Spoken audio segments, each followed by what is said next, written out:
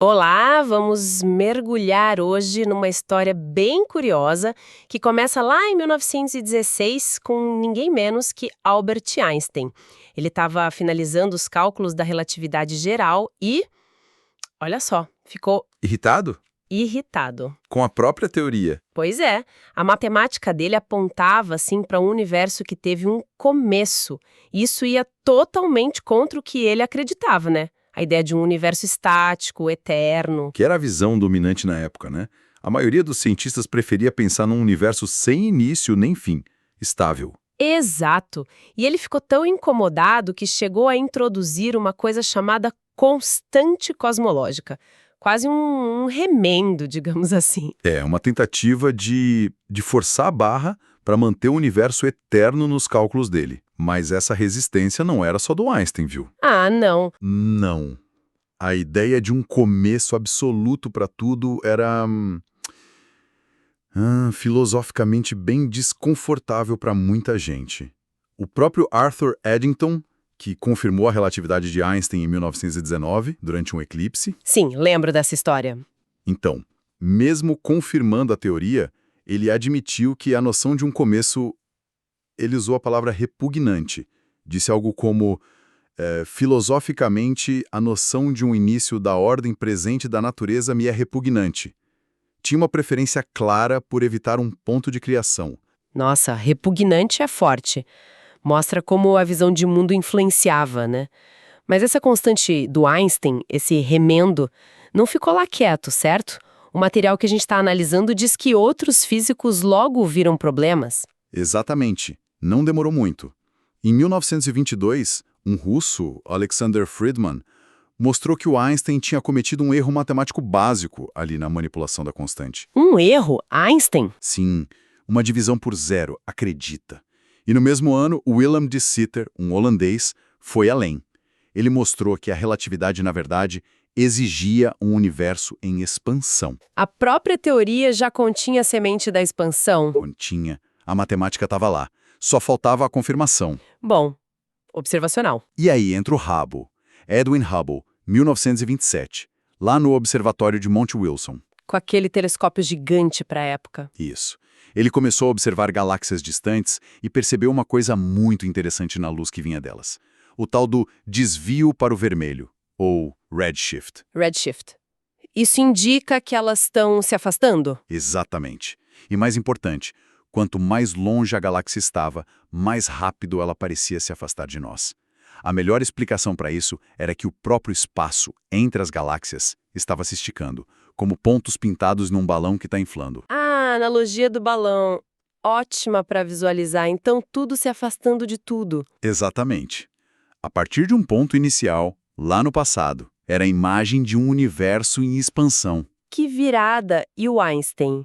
Como ele reagiu a isso? Bom, o material conta que em 1929, o próprio Einstein foi visitar o Hubble, lá em Monte Wilson. Ele viu as placas fotográficas, as evidências. E aí? Se convenceu? Teve que se convencer. Dizem que ele admitiu que a constante cosmológica tinha sido o pior erro da minha vida. A realidade observada falou mais alto. Que momento, hein? Imagina a cena. Ele até teria dito algo sobre querer conhecer os pensamentos de Deus, né? Buscando algo maior por trás disso tudo. É uma frase famosa atribuída a ele. Mostra como essas descobertas tocam em questões profundas. E essa convergência toda da teoria do Einstein com as observações do Hubble deu um gás científico enorme para um argumento filosófico bem antigo. O argumento cosmológico. Esse mesmo. A ciência parecia estar, de repente, confirmando ideias que os filósofos debatiam há séculos. Interessante. E como é a estrutura desse argumento? Pelo que eu li aqui no material, parece bem direto, quase um silogismo. É bem lógico, sim. Basicamente, Tudo que teve um começo teve uma causa. ok, parece razoável. Segundo, o universo teve um começo. É aqui que entram as evidências científicas que a gente acabou de falar. Exatamente. E a conclusão lógica é: Portanto, o universo teve uma causa. a lógica parece impecável. Se as duas primeiras premissas forem verdadeiras, a conclusão é inevitável. É isso. A força do argumento está, na verdade, dessas premissas. Vamos olhar a primeira.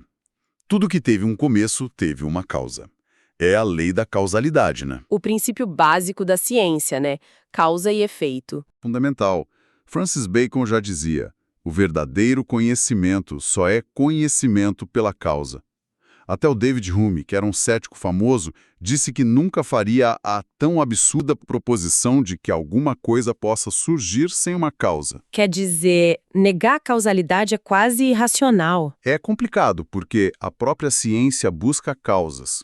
Se você nega a causalidade, como pode confiar em qualquer conclusão científica? Até para chegar à conclusão de que a causalidade não existe, você usaria o quê? Uma causa, um raciocínio? É quase um paradoxo. Entendi. A premissa 1 parece bem sólida, então. Mas e a premissa 2? O universo teve um começo. Aqui a coisa fica mais científica, né? É onde entra aquele acrônimo do material surge. Isso, surge. É um jeito fácil de lembrar das 5 principais linhas de evidência científica que apontam de forma independente para um início do universo. 5. Quais são elas? S. A segunda lei da termodinâmica. O universo em expansão. A radiação cósmica de fundo em micro-ondas. As grandes sementes de galáxias. A teoria da relatividade geral de Einstein. Surge. Legal, vamos passar por elas então. Começando pelo S, segunda lei da termodinâmica. O que ela diz de forma simples? Basicamente, que em qualquer sistema fechado, como o universo como um todo, a energia útil está sempre diminuindo. As coisas tendem a ir do organizado para o desorganizado. É a entropia aumentando. Tipo um quarto que fica bagunçado sozinho ou uma xícara de café quente que esfria. Exato. Pensa num carro. Ele precisa de combustível para andar. A energia do combustível se dissipa em calor, movimento, etc., e não dá para usar de novo facilmente. O universo funciona assim, mas numa escala cósmica. Ele está perdendo energia utilizável. E qual a implicação disso para a questão do começo? A implicação é, se o universo existisse desde sempre, desde a eternidade passada, ele já deveria ter esgotado a bateria. Já deveria ter chegado a um estado de máxima entropia, um equilíbrio térmico total, sem energia útil para mais nada. A chamada morte térmica. Ah, como um relógio de corda que parou faz tempo. Isso.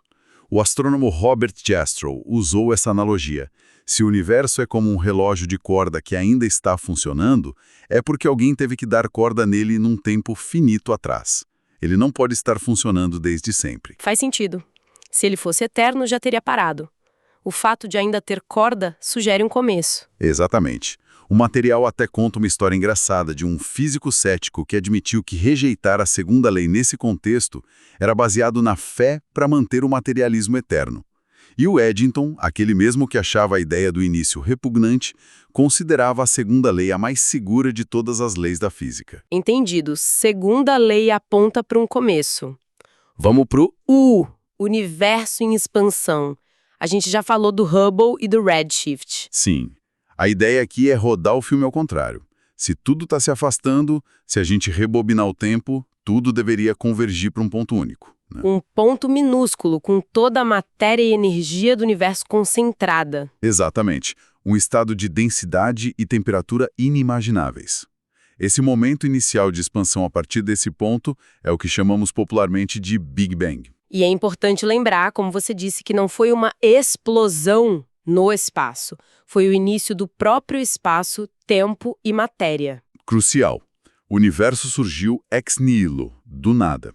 Não de um material pré-existente num espaço vazio. Tempo, espaço e matéria começaram a existir juntos naquele instante. Essa ideia de surgir do nada é difícil de engolir para muita gente, imagino. Com certeza. O material cita um debate onde o físico Peter Atkins teve dificuldade em explicar isso. Ele tentou falar em pontos matemáticos, mas pontos matemáticos não são nada no sentido filosófico de ausência total de ser. Aristóteles definiu nada como aquilo com que as rochas sonham. É a negação absoluta de existência. Aquilo com que as rochas sonham, poético e preciso. Ok, então a expansão também aponta para um começo a partir do nada. E o R, radiação cósmica de fundo. Essa é uma das descobertas mais fantásticas. Em 1965, dois engenheiros da Bell Labs, Arno Penzias e Robert Wilson, estavam testando uma antena de micro-ondas supersensível. E pegaram um ruído estranho, que não sumia. Exato. Um chiado vindo de todas as direções do céu, dia e noite. Eles pensaram que era defeito, sujeira na antena até limpar um excremento de pombo, mas o sinal continuava lá. E o que era, afinal? Era o brilho residual do próprio Big Bang. A luz e o calor daquela bola de fogo inicial que viajou pelo universo por bilhões de anos enquanto ele se expandia. Com a expansão do espaço, o comprimento de onda dessa luz foi esticado, e hoje a gente detecta como micro-ondas. Um eco da criação, literalmente. E essa radiação já tinha sido prevista. Tinha. Físicos como George Gamow já tinham calculado em 1948 que esse fóssil luminoso deveria existir. A descoberta de Penzias e Wilson, que deu a eles o Nobel, foi considerada a pá de cal na teoria rival do estado estacionário. Que propunha um universo eterno sem Big Bang, né? Isso. Depois dessa descoberta, o Big Bang se consolidou como o modelo padrão da cosmologia. Incrível. Então, S, U e R apontam para o Big Bang. E o G? Grandes sementes de galáxias. O que é isso? Bom, se o Big Bang aconteceu e essa radiação de fundo é o brilho dele, tinha uma questão. Como as galáxias se formaram? Se a explosão fosse perfeitamente uniforme, a matéria estaria distribuída por igual e a gravidade não teria onde pegar para começar a juntar as coisas. Ah, precisava de umas irregularidades iniciais. Umas sementes. Exatamente. A teoria previa que deveriam existir minúsculas variações de temperatura nessa radiação de fundo. Pequenas rugosidades ou ondulações no espaço-tempo primordial, que atuariam como centros de gravidade para a matéria começar a se aglutinar e formar estrelas, galáxias, tudo que a gente vê hoje. E encontraram essas rugosidades? Sim, foi a missão do satélite COBE, da NASA, lançado em 1989. Ele mapeou a radiação de fundo com uma precisão inédita. E em 1992, anunciaram os resultados. As ondulações estavam lá. Uau! E qual foi a reação? Foi bombástica. O líder do projeto, George Smoot, disse coisas como: se você é religioso, é como olhar para Deus, e chamou as ondulações de impressões digitais do Criador. Stephen Hawking falou que era a maior descoberta do século, se não de todos os tempos. Nossa, mas o que era tão especial nessas ondulações? A precisão delas. Eram variações mínimas, tipo uma parte em 100 mil, exatamente o nível certo. Se fossem um pouquinho menores, a gravidade não seria forte o suficiente para formar galáxias.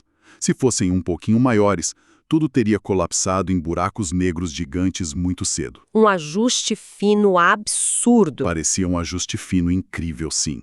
E essas sementes eram as maiores estruturas já detectadas, cobrindo enormes regiões do universo primitivo.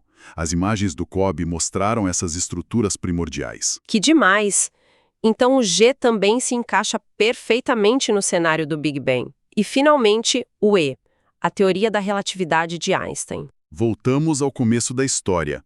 A teoria de Einstein, super comprovada, não só previu a expansão, mesmo que ele tenha resistido no início, como ela conecta de forma fundamental o espaço, o tempo e a matéria. Ela exige que, num universo como o nosso, que contém matéria e está se expandindo, o próprio tempo, o espaço e a matéria tiveram que ter um início absoluto, juntos. São inseparáveis. Então, recapitulando, surge S de termodinâmica, o universo está perdendo energia, não pode ser eterno. U de universo em expansão, tudo veio de um ponto. R de radiação de fundo, o eco do início. G de grandes sementes, a estrutura precisa que surgiu. E E de Einstein, a teoria base que exige um começo. É muita coisa apontando na mesma direção. É uma convergência impressionante de evidências de áreas diferentes da física e da astronomia. E é essa força que levou muitos cientistas, mesmo os que eram céticos no início, a aceitar que o universo teve sim um começo. E isso tem implicações filosóficas enormes, né? Como aquele astrônomo que você mencionou, o Jastrow. Robert Jastrow, ele era agnóstico, fundou um instituto da NASA, sucedeu o Hubble em Monte Wilson. um cientista de peso, e ele escreveu que a evidência astronômica levava a uma visão da origem do mundo muito parecida com a visão bíblica. Chegou a dizer que uma força sobrenatural parecia ser, nas palavras dele, um fato cientificamente comprovado. Forte essa declaração. Mas por que sobrenatural? Por que não uma causa natural que a gente ainda não descobriu? O raciocínio, segundo o material, é o seguinte: se as próprias leis da natureza, o espaço, o tempo, a matéria, energia, se tudo isso começou a existir no Big Bang, então a causa do Big Bang não pode ser explicada por essas mesmas leis ou por qualquer coisa dentro do universo físico. Teria que ser algo... Fora, transcendente. Exato. Algo que existe independentemente do espaço, do tempo e da matéria. Algo não natural, ou seja, sobrenatural, supranatural. É uma inferência lógica a partir da ideia de que o efeito, o universo, não pode ser a sua própria causa, e que a causa tem que preceder ou existir fora daquilo que ela causa. Entendi o raciocínio. E outros cientistas envolvidos nessas descobertas pensaram parecido? Penzias e Wilson. O material menciona que sim. Penzias e Wilson, que antes preferiam a teoria do estado estacionário, reconheceram que a descoberta deles era compatível com a ideia de uma criação. Wilson teria dito que não conseguia pensar numa teoria melhor da origem do universo do que a relatada no Gênesis. E o Smoot, do COBE, também falou do paralelo entre o Big Bang como um fato e a posição cristã da criação com base no nada. Mas com certeza nem todo mundo ficou feliz com essa conclusão, né? Deve ter havido tentativas de escapar dessa ideia de um começo absoluto e uma causa transcendente. O material fala sobre isso. Fala sim. Surgiram várias hipóteses alternativas para tentar manter um universo eterno ou cíclico, sem o início absoluto. Uma ideia popular por um tempo foi o universo oscilante. Aquele do ricochete cósmico, que o universo expande, contrai e explode de novo e assim para sempre. Isso. Mas esse modelo tem vários problemas sérios. Primeiro, não tem nenhuma evidência de que o universo vai contrair. Pelo contrário, as medições mais recentes indicam que a expansão está acelerando. Ah, então não tem matéria suficiente para frear e reverter. Exatamente. Segundo, a segunda lei da termodinâmica atrapalha de novo. A cada ciclo de expansão e contração, o universo perderia energia útil, ficaria mais desordenado. Como uma bola quicando que perde altura a cada kick. Não poderia ter feito isso infinitamente no passado. E tem o problema de atravessar um infinito de ciclos, né? Sim, o problema filosófico de um infinito real passado, que a gente já vai ver melhor com o argumento Calão. E mesmo que houvesse ciclos, ainda ficaria a pergunta: o que causou o primeiro ciclo, se houve um número finito deles? Não resolve o problema da origem. Certo. E aquela ideia do Stephen Hawking sobre tempo imaginário? Isso não eliminaria o começo? O próprio Hawking, como o material destaca, foi claro sobre isso. O tempo imaginário é uma ferramenta matemática, útil em alguns cálculos. Mas ele mesmo disse que é uma proposta metafísica. No tempo real, que é o que a gente vive, Hawking admitia que o universo e o próprio tempo tiveram seu começo no Big Bang. Tempo imaginário não é tempo real. Entendi.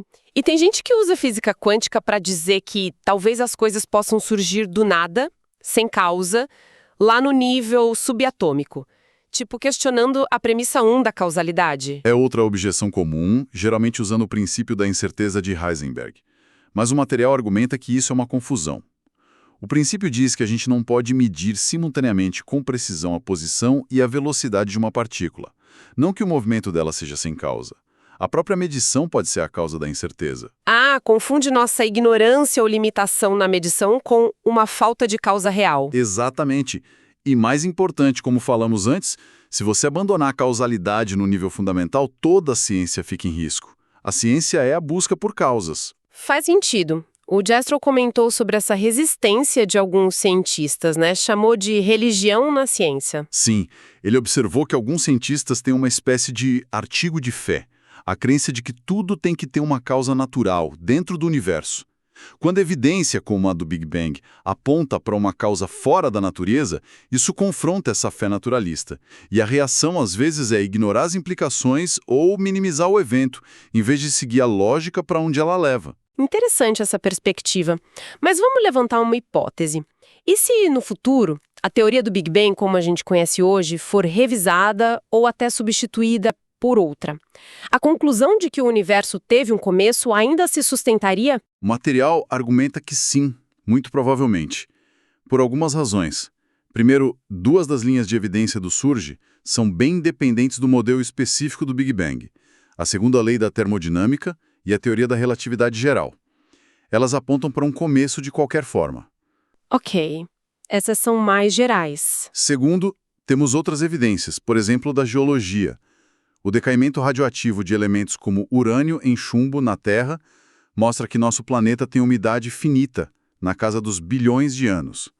Se a Terra não é eterna, o universo também não pode ser. Certo, evidência geológica.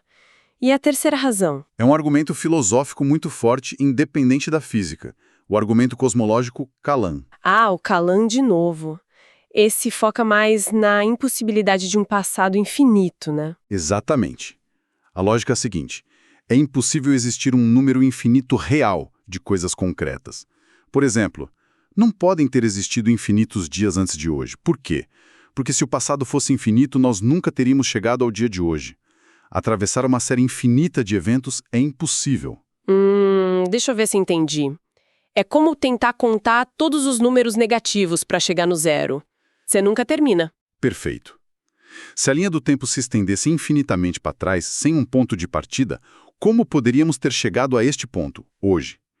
O fato de estarmos aqui, no presente, implica que a série de eventos passados, dias, anos, o que for, teve que ter um começo. Mesmo que a gente não saiba exatamente como foi esse começo, Big Bang ou outra coisa, o tempo em si teve que começar. Pelo argumento Kalam, sim, ele diferencia um infinito potencial, como a série de números que sempre pode aumentar, de um infinito concreto ou real, um conjunto completo de coisas reais, como eventos passados, que ele diz ser impossível na realidade.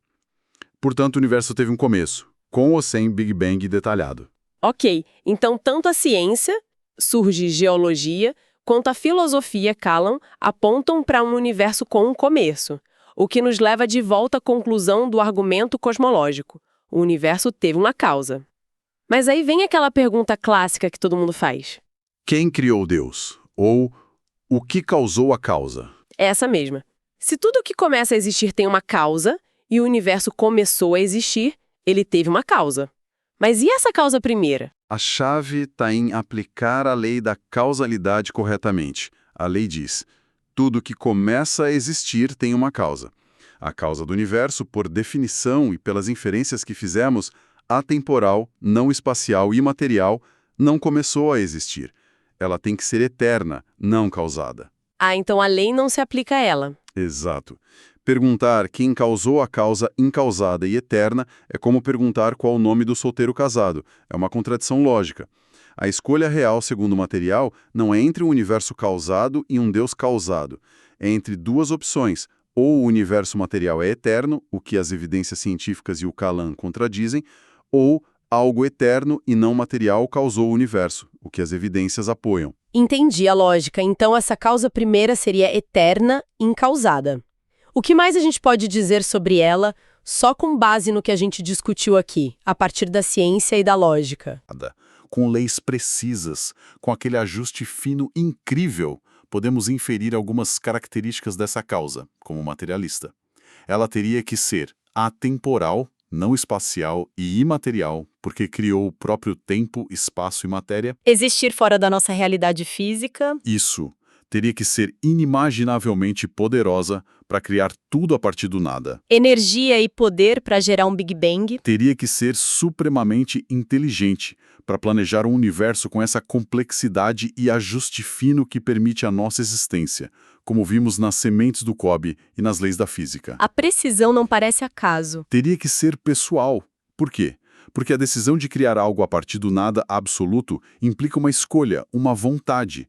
Uma força impessoal, como a gravidade, não escolhe agir, uma mente sim. Uma escolha de criar. E, claro, como já falamos, autoexistente ou incausada por ser a origem de tudo que começou. É interessante que esses atributos, atemporal, imaterial, poderoso, inteligente, pessoal, eterno, começam a soar muito como a descrição clássica de Deus nas tradições teístas.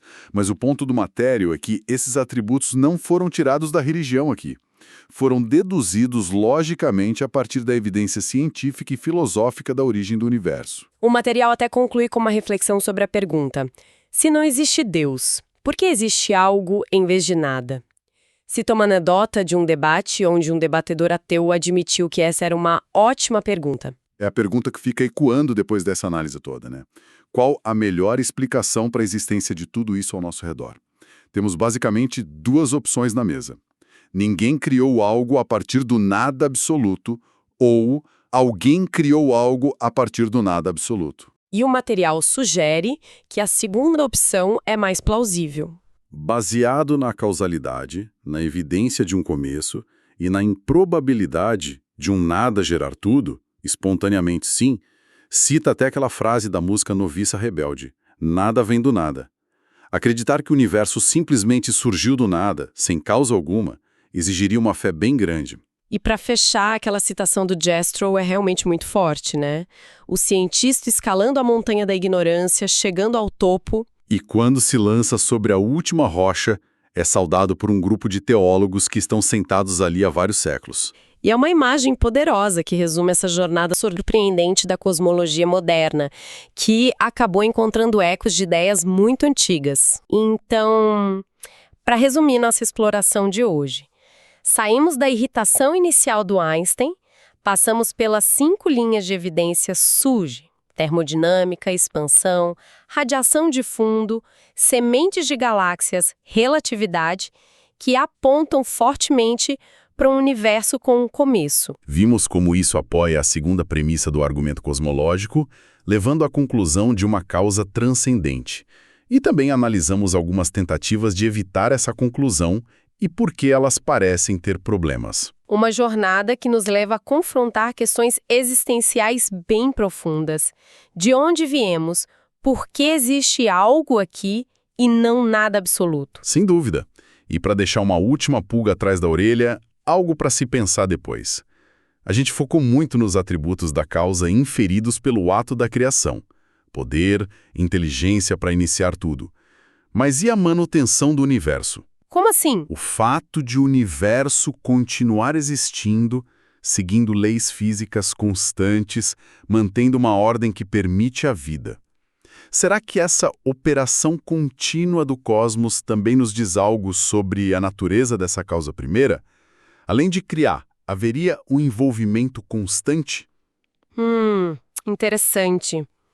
Se a criação exigiu inteligência e poder, o que a manutenção exige? Fica a pergunta. Fica a pergunta. É um tema fascinante, com muitas camadas. Com certeza. Esperamos que essa análise do material tenha sido útil e, quem sabe, tenha despertado ainda mais curiosidade sobre essas grandes questões do universo e da nossa existência.